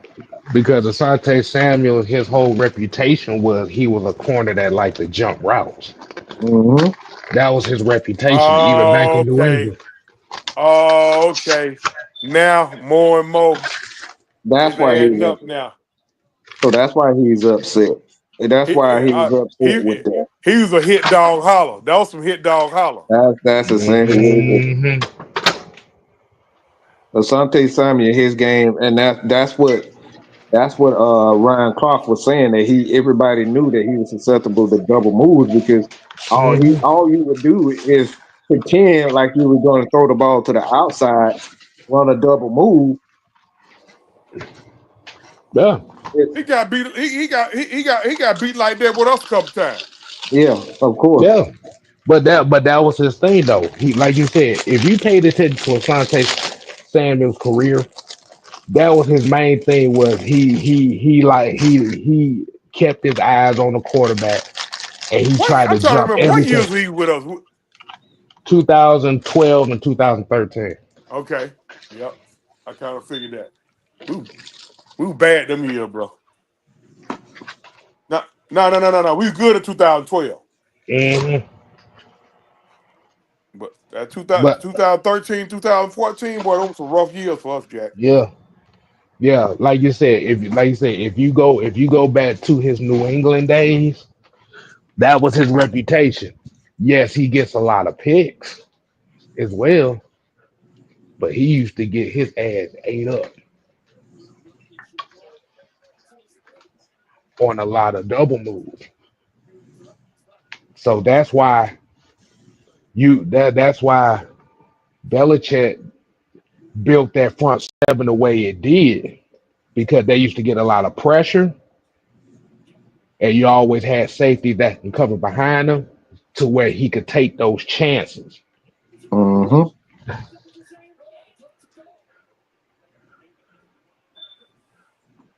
Oh God! Oh Southside. He said so. Basically, Asante Samuel was a better version of Trevon Diggs and Antonio Cromartie. Pretty Yeah, much. pretty much. That's exactly what it was. I mean, he was good now. He was good, bro. Ain't nobody cracking bad on him. The thing Yeah. about it is that listen, bro, that's a fight I wouldn't have fought. Nah. I would have just left that one Deion alone. Deion said Deion Sanders was the prototype of what motherfuckers wanted shutdown corners to be. The shutdown corner was he was the when they motherfuckers came up with the phrase or saying shutdown corner. He the blueprint. Prime. He the blueprint. Mm-hmm. Hey, So and like I said, true and like I said, truth. It might have better experiences of watching Deion Sanders than I did, shit. but like I said, just Mr. to Street, bro. understand. I saw more. Like I said, I didn't really get into football like that. Like I was watching. I saw Dion play, but I really couldn't get down the details of how his game Mhm. was. So I was like, Until you until got a like little for bit me, like older. 95, Right. 96 is what I really got into football. I'm gonna tell y'all something, bro. I seen the nigga. I seen bro in high school. I seen him in high school. What a lot of people don't know, he got the prime time name playing basketball. It wasn't football. This nigga, bro, this shit funny as hell, bro. In the fall, he will play football. In the winter, he will play baseball. Oh, no, excuse me. In the winter, he will play basketball. In the spring, he'll play baseball and goddamn run and run the 100-yard dash in his baseball uniform on the track team. Tell you something, bro.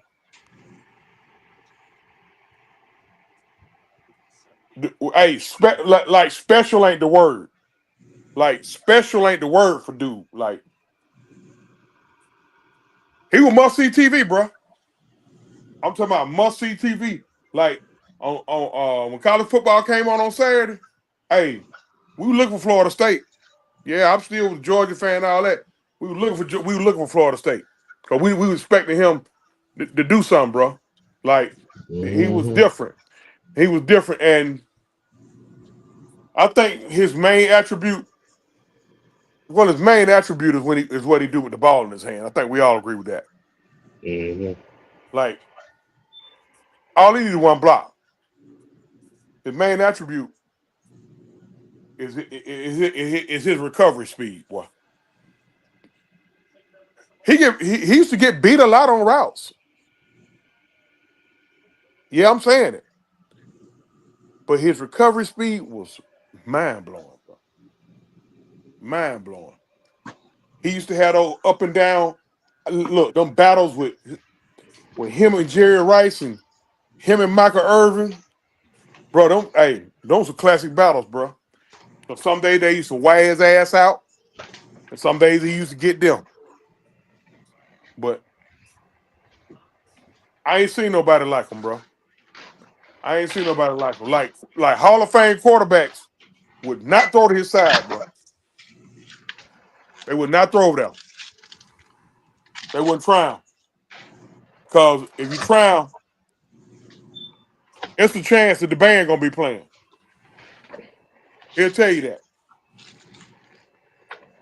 Hey, Well, you ain't playing no band in the pros, but we played a game on Thursday night football or something like that against Cincinnati. We were still in Fulton County Stadium.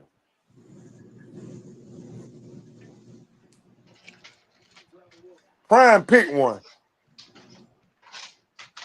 I think he picked one shit around the team would drive around the 30, 40-yard line. Prime took it down the sideline. And, bruh, I put this on everybody who I love. The man high stepped from the 40. And he still couldn't get caught. It was in Fulton County Stadium. It was right when we went to the black jerseys, I think. The back and blacks. Yep. And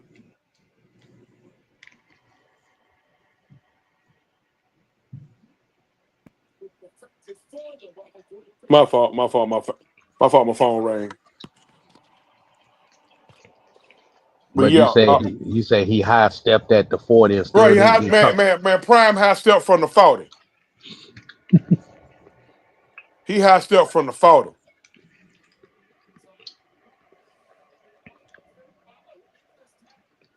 I think the one he the most famous for is what he did to us when he got to Frisco. Mm-hmm. He got that pick six. That pick six in the red zone. It took that bit down the sideline. And in the last 30 yards, he was looking back at the bench. Bro, Asante don't want to fight that battle, bro. Leave that alone.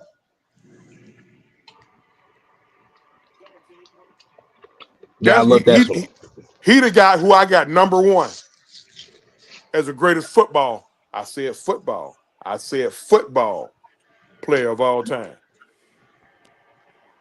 That's the guy who I got number one, the greatest football player of all time. Because, hey, you feared him in 3 phases of the game. You feared him on defense, you feared him on special teams, and you feared him on offense.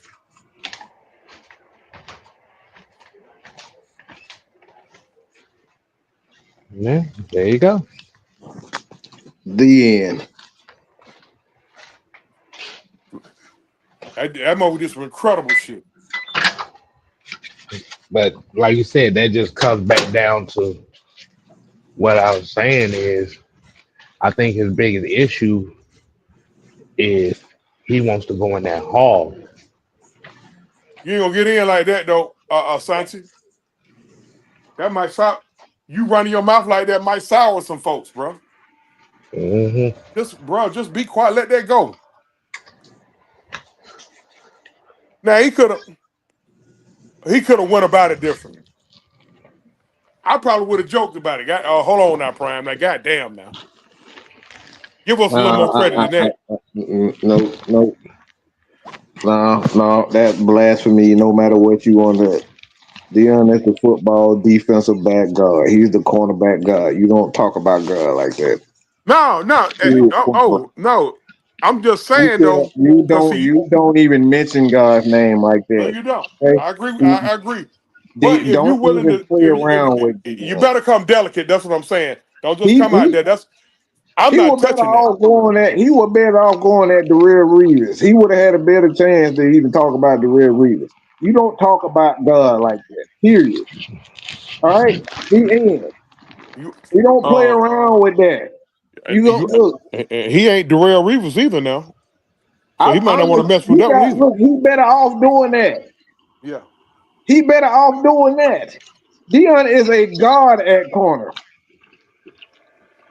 When you talk about every aspect, when you talk about coverage, it's Deion. Everybody say that Deion can tackle. Well, we didn't know that here in Atlanta. I ain't never seen him miss no tackle. It was his technique that shit. Deion would go low and he would up in guys. He ain't finna go head to head to no guys. That wasn't what Deion said. I don't get paid to tackle. I get paid to make plays. So at the end of the day, like I said, it's just certain people. It's just certain people you don't talk about. You don't talk about you don't talk about Steph Curry. You don't talk about Larry Bird. You don't talk about Michael Jordan. You don't talk about Kobe Bryant. You leave them alone. You leave Shaq alone. You leave Cap alone. You leave Will alone. You just shut up when it comes out to them people. You boy, just be quiet. You gonna lose, and you gonna offend a lot of You people. got to know Like when to you hold, know said. when to fold, pretty much. That's it. You got to It's know just when to some hold, people know when to just shut fold. up. You don't talk about Braun. Leave him alone. Leave the situation alone. You don't talk about Dirk Nowitzki. Leave them boys alone. You gonna lose that. You don't talk about Dennis Rodman as one of the greatest defensive players of all time. You don't talk about Dikembe Mutombo. Leave them boys alone. You gonna lose that argument. It wasn't the greatest.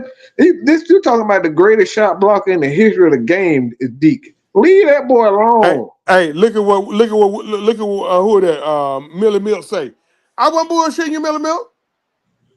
I wasn't bullshitting you, bro. I'm He telling you. called me shut the fuck up. I said something about that punk, okay? And Uh, fuck him. Fuck Brun. but yeah, yeah, Millie Milk. He did it he high step from the 40. That man high step from this man crossed the 50 and high step. He slowed down. You gotta slow down the high step. This motherfucker, He look, that still couldn't motherfucker catch. look like he was goddamn on a scooter. High stepping on the goddamn scooter. He ain't lose no goddamn, he ain't use no everybody else just started like everybody else looked like they were running slow motion. This motherfucker high stepping.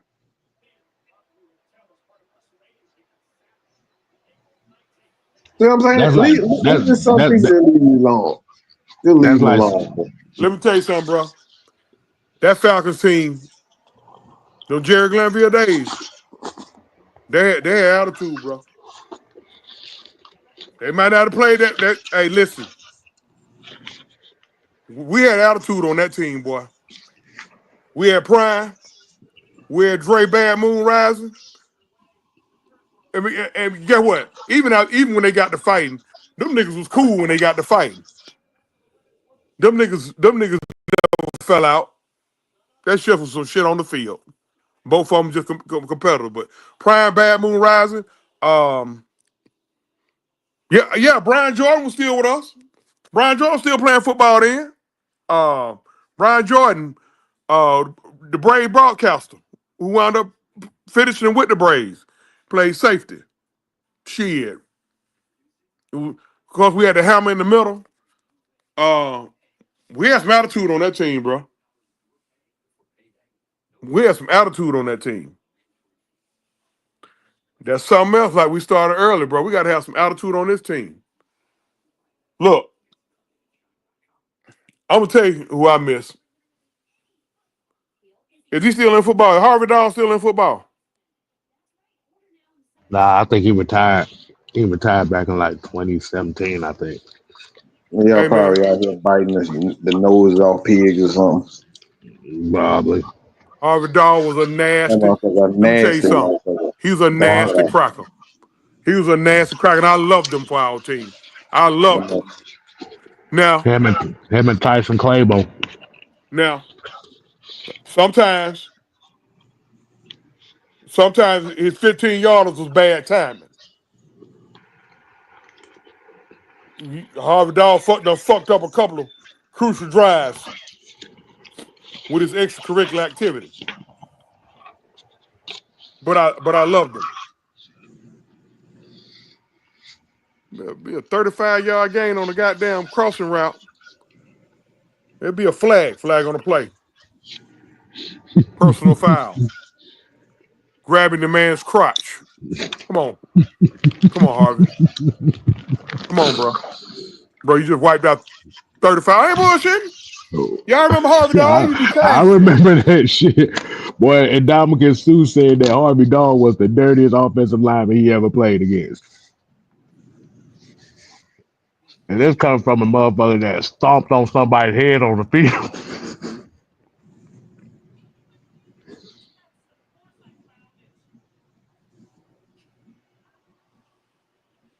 Look here, man. They need more motherfuckers like that, bro. Game getting too soft, bro.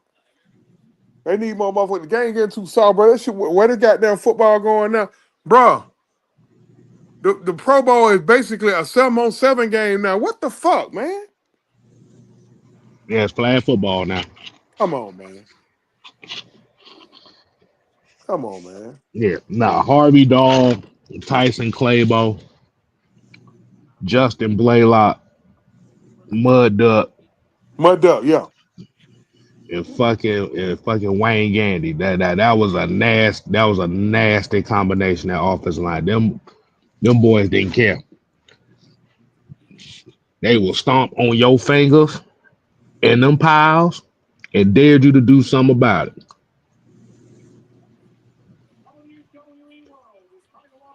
We kind of got that. We kind of got something similar to that here.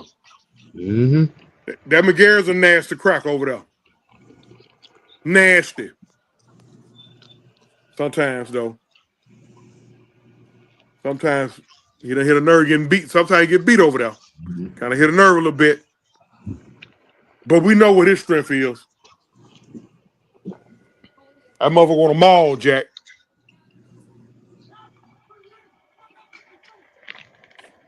He's your prototypical right tackle. You're a mauler, bro. He's a prototypical right tackle. Most of your right tackles are not good at pass blocking anyway. They're not pass blocking specialists because they're strong side tackles. So they're usually lead the charge in the run game. That's why I keep telling y'all, boy. Hey, boy, I wish y'all the offense coordinator on the goddamn offense. Y'all motherfucker have me up for a head coach job and shit I be doing these motherfuckers. Let me tell you something, bro. We get in short yard situation. I know y'all gonna laugh, but I mean this shit. Boy, I get in a short yard situation. I'm gonna bring me and me some. I'm gonna bring me a fourth string or fifth string goddamn tackle, or D tackle, or a goddamn offensive lineman, and his ass coming to the backfield. I'm gonna sit that son bitch right behind goddamn. Listen, I'm gonna sit him between McGarry and goddamn Lindstrom, and we gonna go in goddamn Wildcat. And I'm gonna snap that shit. I'm gonna snap that shit to goddamn either we just talked about it. Felipe goddamn Franks or direct snap to Bijan or Tyler Algier, and we going right behind their asses, Jack. Stop me. Well, they already kind of do that now. They already do that. Stop me. I'm gonna let the coach know that. Hey, bro, we going over here, bro. Exactly. That's the play right there. We going over here. That's the play. Nah, bro, I ain't trying to trick you. We going over here. Right there. We going between them two niggas right there. What'd you say? You see that lumberjack with the long hair? Yeah. We going over there. You think I'm finna send this big son bitch in motion? Hell no. He gonna sit right there. I'm not gonna send him in motion. That big son bitch, look, we going behind him. The only question is who gonna get the ball? Exactly. The only question is who gonna get the ball. Other than that, we going behind him now. Just this past season alone, like you said, outside of TJ Watt and Jadeveon Clowney, Caleb McGarry would toss motherfuckers out the club quite a bit this year. Oh yeah. He would toss them all out the club. You gotta keep him calm down too. He get you a 15-yard every now and again. You know, we just listen. Yeah, cause he want, like you say, he wants to ball people. He wants to go forward. He ain't about going backwards. He try to go forward. He's seeking retro. See, they need me to be the offensive line coach. I be the offensive line coach. Look, Caleb. Dwayne for he don't play that shit. Look, Look, Caleb. I know you. Look, I know you. I know you're hard ass. I know you don't take no shit. But you can't respond to everything. A couple times you're gonna get hit in the nuts. Now you can't respond to everything. Now I don't need to run Bijan off your ass and he gets 22 yards, and we got to go back. We got to go back because you don't yank the dude's helmet because he kicked you in the nuts. Don't need that right there. You ain't gonna need that right there. to put on a big cup. But listen, man, there's so much that can be done with that offense. I just hope Greg Robinson don't fuck it up. And D. Coleman here says, sidebar, a weakness doesn't mean a player's a liability. But Gary has a weakness. Jalen Mayfield was a liability. There's a difference. I think that it was the I same didn't agree with us thing. giving up on him though. I felt we should have It stayed with was him a little bit longer. the scheme, man. Jalen Mayfield's biggest issue was mentally he wasn't strong Yeah, enough to handle it. yeah. That was his biggest. Like you Because said, they weren't playing to his strength. physical wise, he's about as physical as you wanted as a guard. But that's what goes back to you talking about. You got to play to their strength. When you're not playing to their strength, they lose confidence. So that's a coaching issue. Yeah. He's still in the league, though, ain't he? I really I think haven't paid practice no squad. attention to that. Last time I remember, I think he was a practice squad with the Giants. I think. Yeah, I just kind of felt like, see them linemen, man, you can't give up on them too quick, man. Like, some linemen, it take damn near 5 years to develop, bro. It just, playing linemen in the NFL is tough, bro.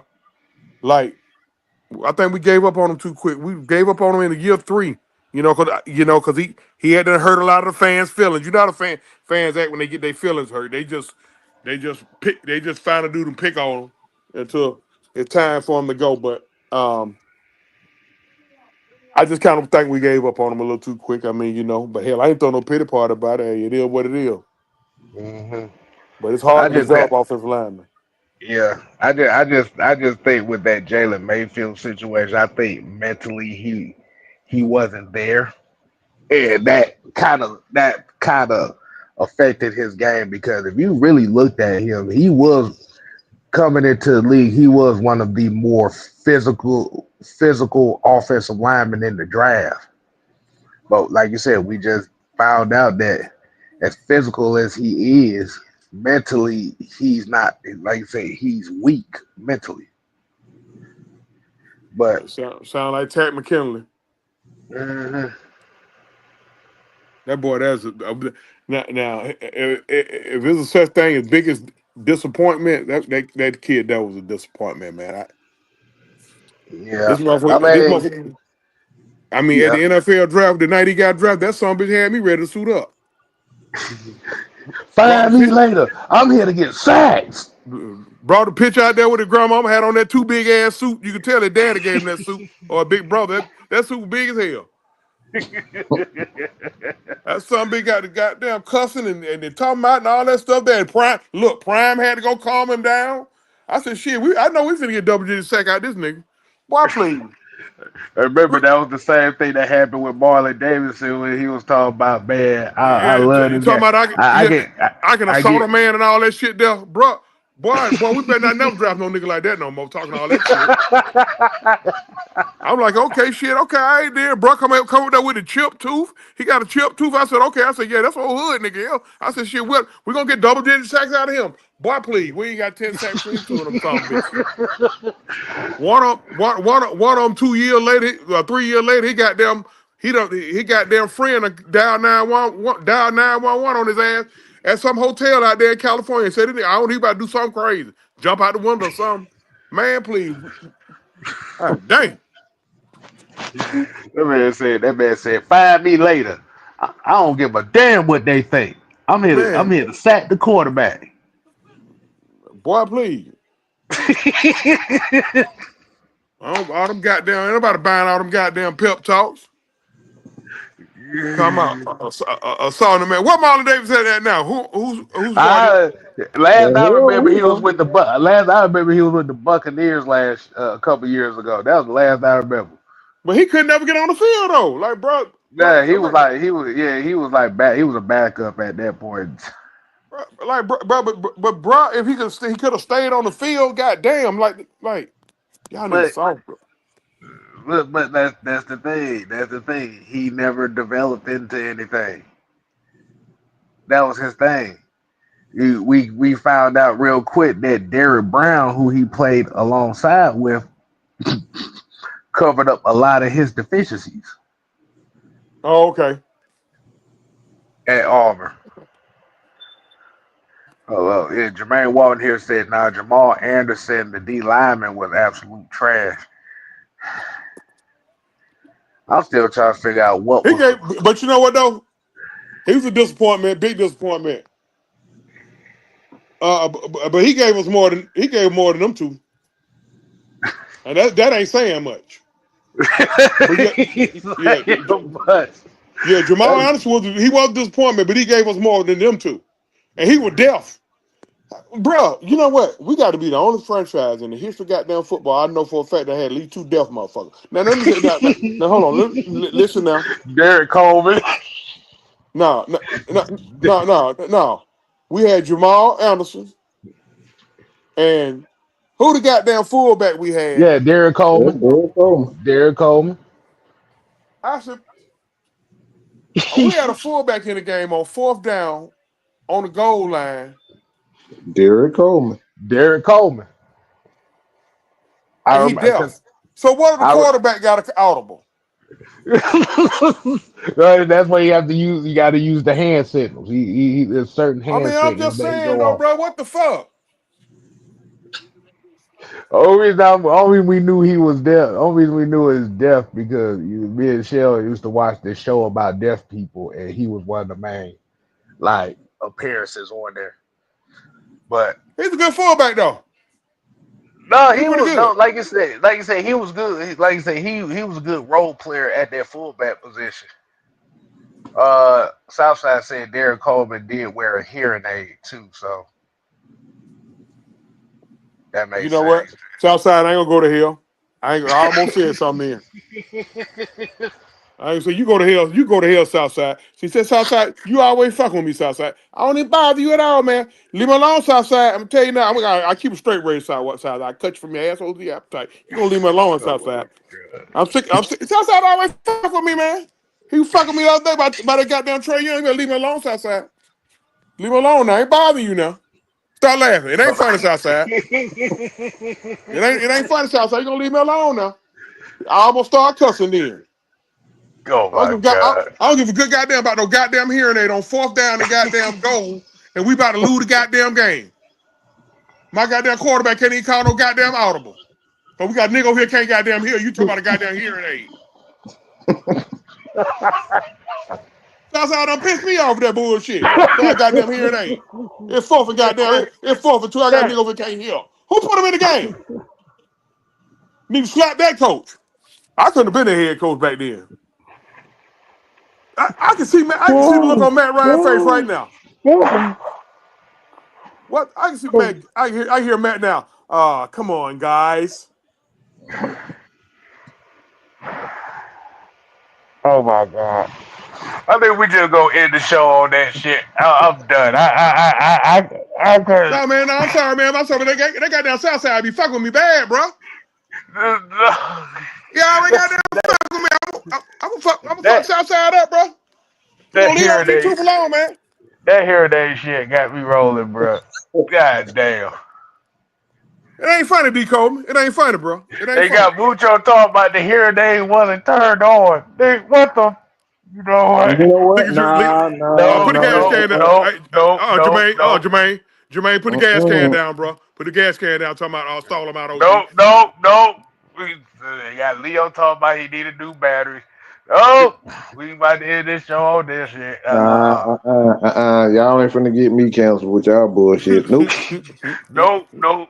But we appreciate y'all tuning into this damn show. Hey man, Leo, you need your ass whooped for that, bro. You need your ass whooped for that one, Leo. Twice for that one.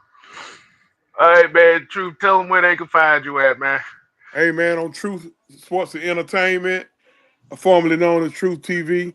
Right now I'm just doing one show a week, but I'm gonna kick it back up, man. We're doing a wrestling. We big with that wrestling, man. Exclusive World of Wrestling. We go every Saturday, 7:30, 8ish. Look for the the sports recap. I'm sorry. Look for the sports recap to come back up. We're gonna do the weekend recap and midnight with the truth, baby. Midnight with the truth. Well, we're gonna go one night a week, and we're gonna talk some real good shit, man. Y'all fuck with me, man. Hit man. Y'all, I'm begging, man. Give a nigga some subscribers, bro. Why y'all tripping? All y'all on here talking shit to me. Y'all better be subscribed to my channel. Southside, you better be mucho grande, all of y'all, bro. Come on, man. Help me out, bro. I'm Poe. I'm over here. I'm tired of eating goddamn spam and bologna sandwiches and shit, man. Y'all subscribe to your boy OG Truth with a 2, Hurts with a Z. All right.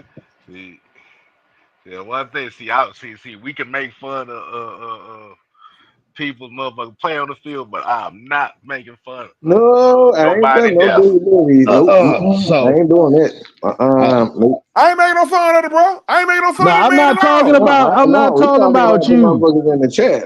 I ain't Motherfucker in cutting the I them just want out. to chat. I just want to know why the hell we had him out there on fourth down, bro. On fourth down, bro. That's all. Never mind. No, we're not doing this no more. Nope. All right, man. Till next time, people. We ain't here to play. Oh no. We ain't here to stay. Yeah, nigga.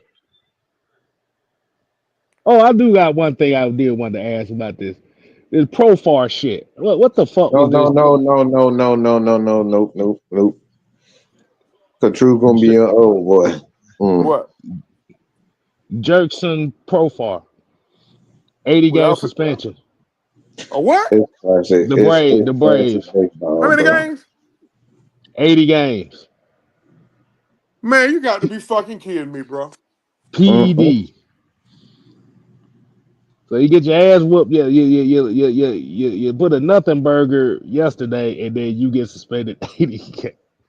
We're gonna say that for another show, man. So we about to get up on Bro, out of you got to here. be lying to me, bro. Nope. No, nope. I knew he was gonna go off, kid. Deco said, truth didn't know. Nope. Yeah, so unfortunately, Jerkson Profar just got suspended 80 games for PED. I'll be damned. Them motherfuckers done Mm-hmm. already started on 4. I want Slick the fuck up out of here. Yeah, you about to get me started, bro. We didn't score. Bro, the last time we done scored a run was Friday night. It's Monday. So he wasn't doing shit at the plate, no way. But goddamn, bro. So I'm gonna tell you what finna happen. I'm gonna tell you what finna happen. They finna rush Acuna back, and that might fuck him up. Because all bees need to be bad, not that second spot, not fifth. Let me tell you something, bro. Brian Sicker done lost his motherfucking mind. First of all, bro. First of all, Damn, Cam. no, Mike. I need to get this off now. I need to get this Let him off. get it off. Cause see, we don't play no small ball. You can't continuously rely on the 3-run homer. Yeah, you got motherfuckers who can hit it, but you can't continuously rely on the three-run homer.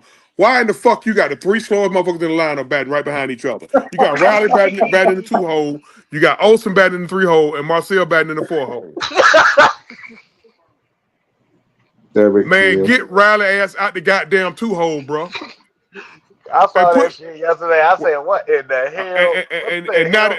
that the profile ass is gone, put Michael Harris back up in the goddamn 1 hole and put Ozzy in the goddamn 2 hole. And quit fucking around, bro. We That 0-4. man, that motherfucker put all the sluggers in the top 3. The fuck are The, you the, doing, bro? Ooh, The hell are you doing, bro? Put Harris back in the 1 hole and put goddamn and put Albies in the 2 hole. Quit jacking off, bro. Or you can get the hell on, Snit.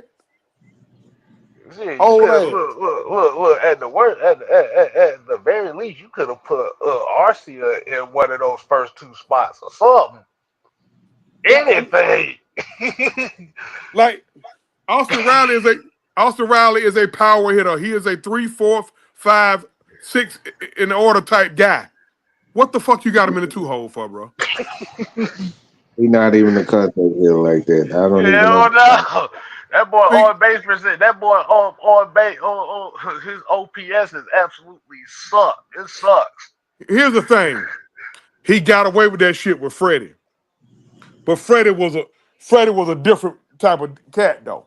He's a contact hitter, He's a man. Freddie put the contact. bat on the ball most of the time. Uh-huh. Also Riley, he strikes out a lot. Now when he make contact, he do damage, but he strike out a lot. You need a contact hitter in the fucking 2-hole, bro. What are you doing? Put Albie in the 2-hole. Stop trying to be You got difficult. Albie. You got Albie's at the 5 spot. Like, bruh, get the fuck out of here, bro. What are we doing? Why we got Albies in a power part of the lineup? Nigga, he fast. I mean, Put but him in the speed part. he got pop in his back. The only way Uh-huh. I have Albie's in the 5-hole is if my first 2 niggas are some speed burners, Jack. And then I'll drop him down.